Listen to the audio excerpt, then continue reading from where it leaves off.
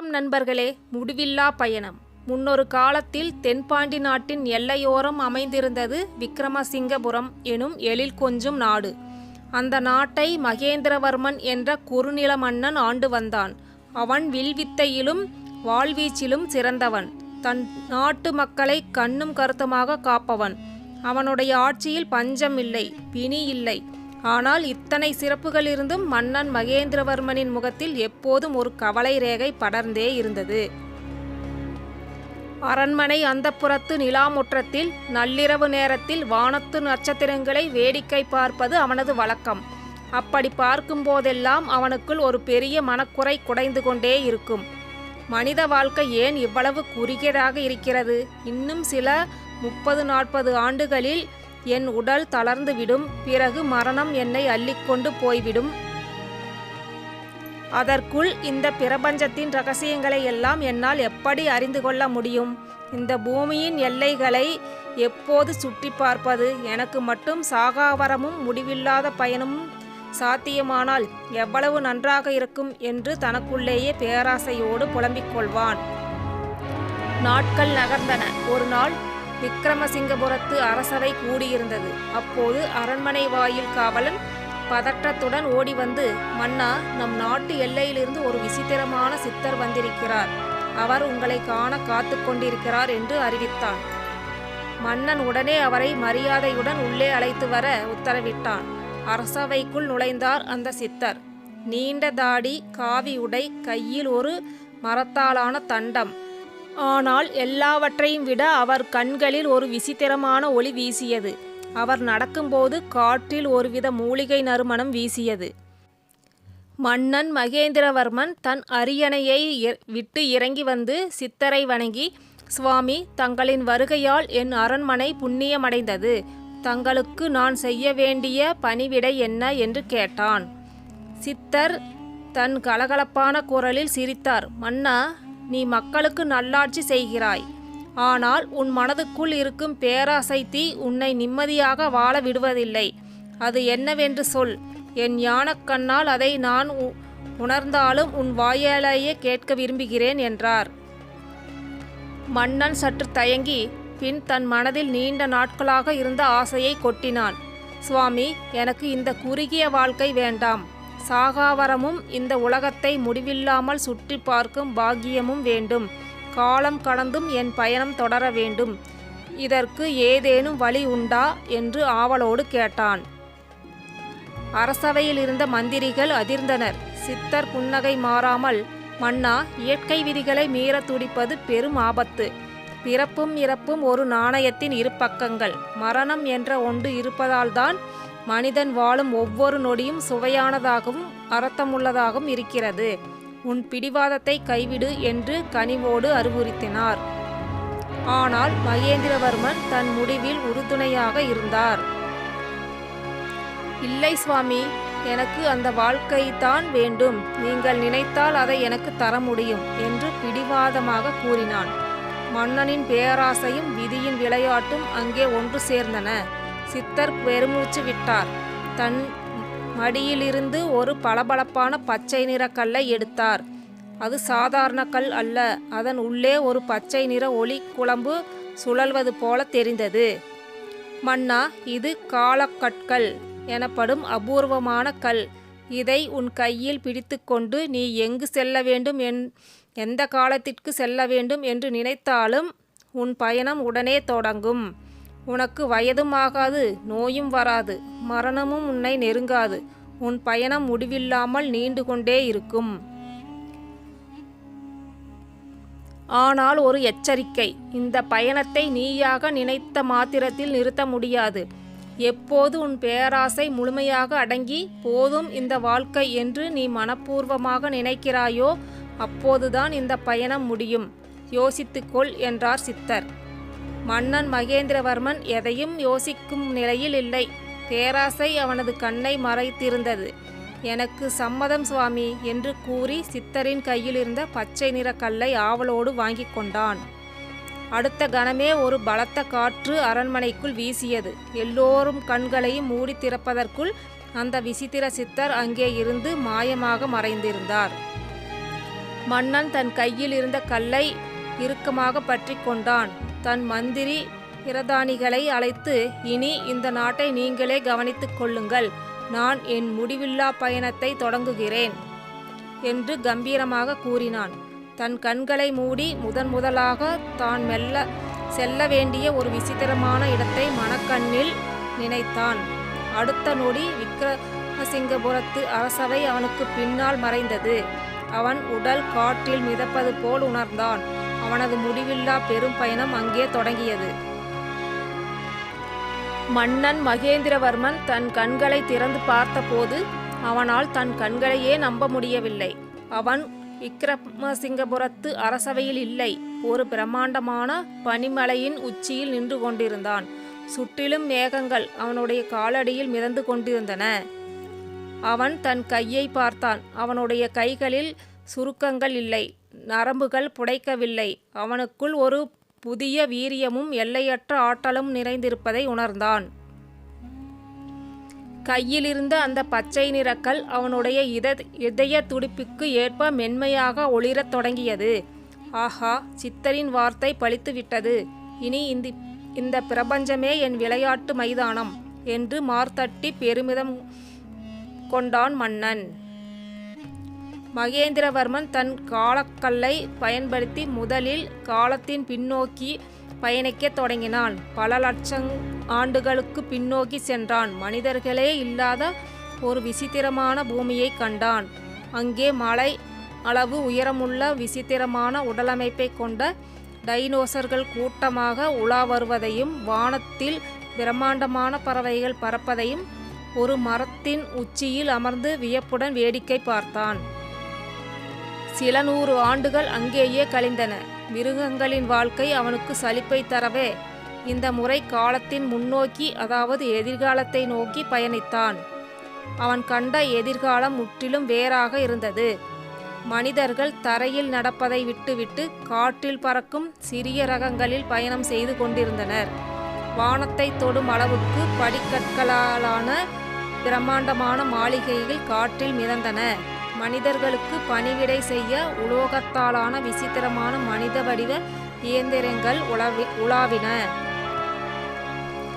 மன்னன் மகேந்திரவர்மன் விண்வெளிக்கு பயணம் செய்தான். பூமியை தாண்டி சந்திரன், செவ்வாய் என பல கோள்களுக்கு சென்றான். கடலுக்கு அடியில் மூழ்கி கிடந்த மனிதர்கள் இதுவரை பார்த்திராத தங்க நகரங்களையும் அங்கே வாழ்ந்த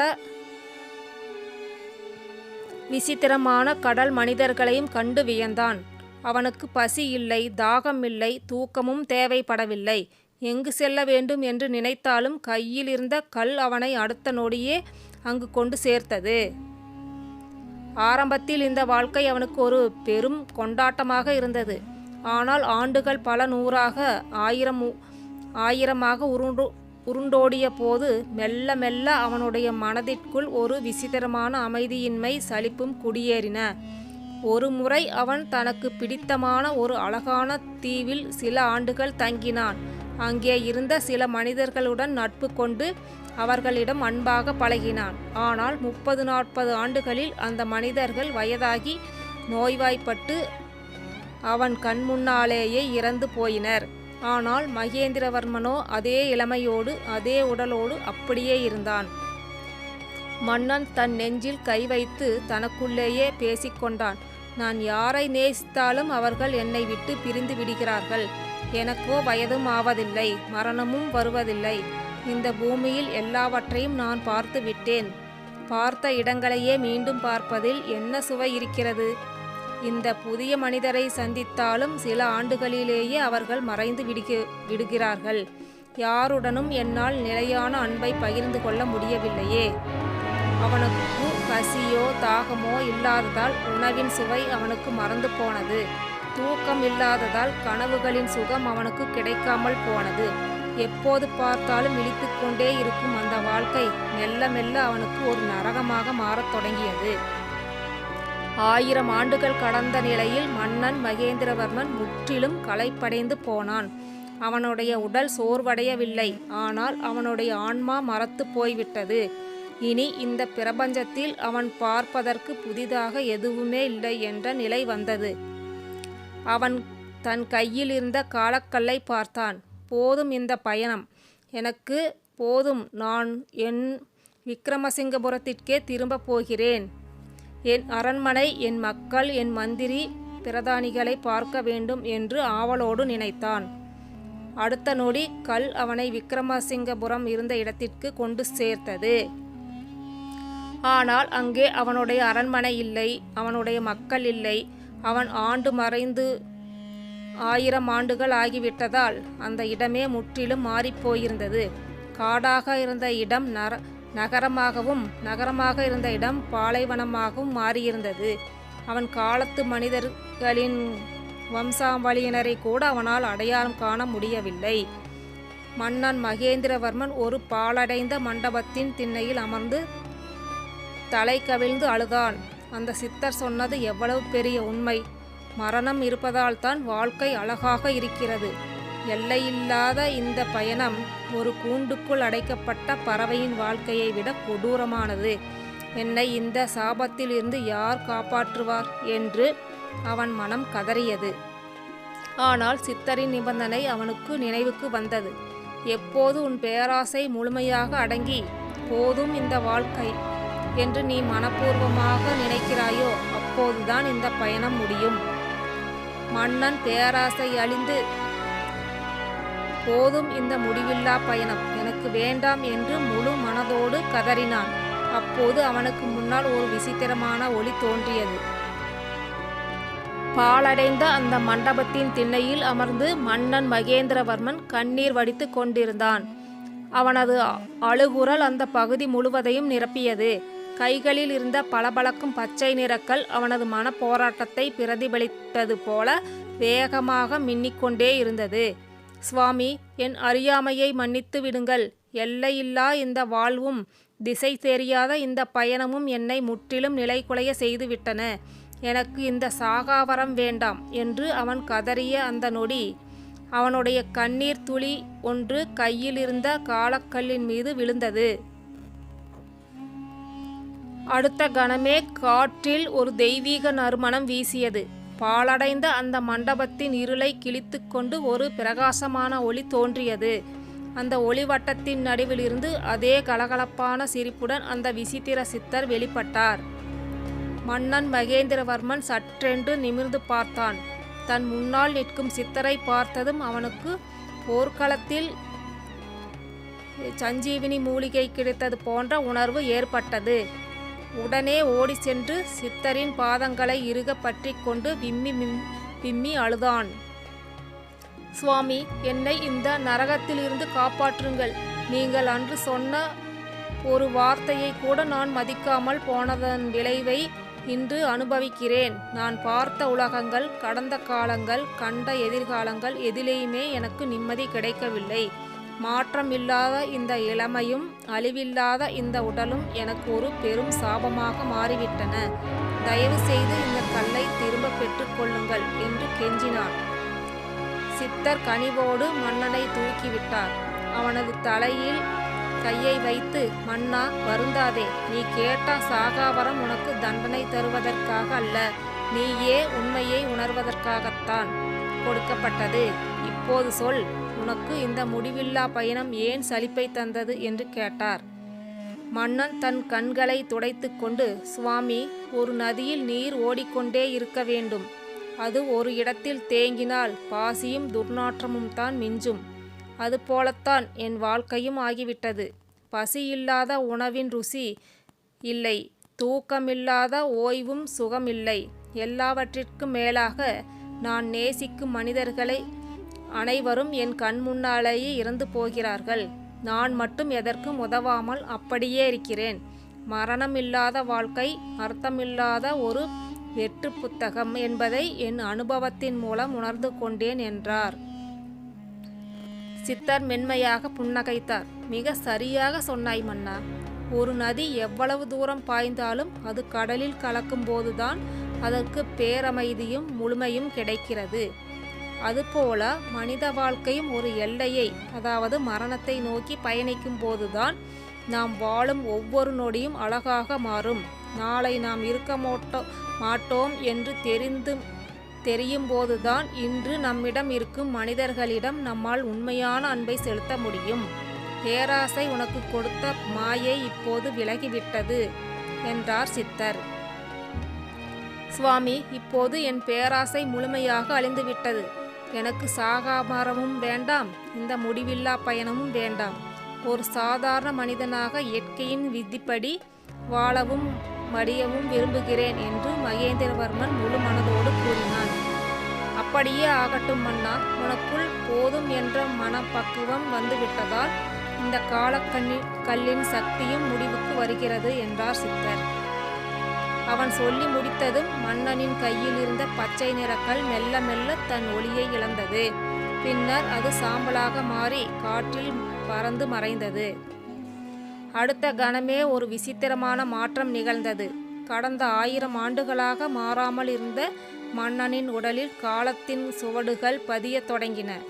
அவனுடைய தலைமுடி மெல்ல நரைத்தது. முகத்தில் முதிர்ச்சியின் ரேகை தெரிந்தன.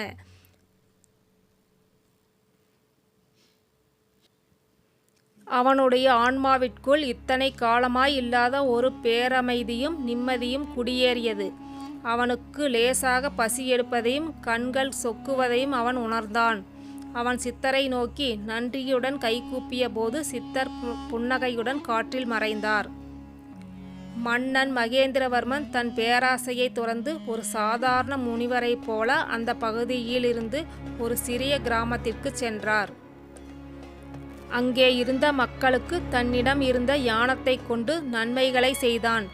பசித்து புசித்த உணவின் சுவையையும் இரவில் அயர்ந்து தூங்கிய தூக்கத்தின் சுகத்தையும் அவன் அன்றாடம் ரசித்தான்.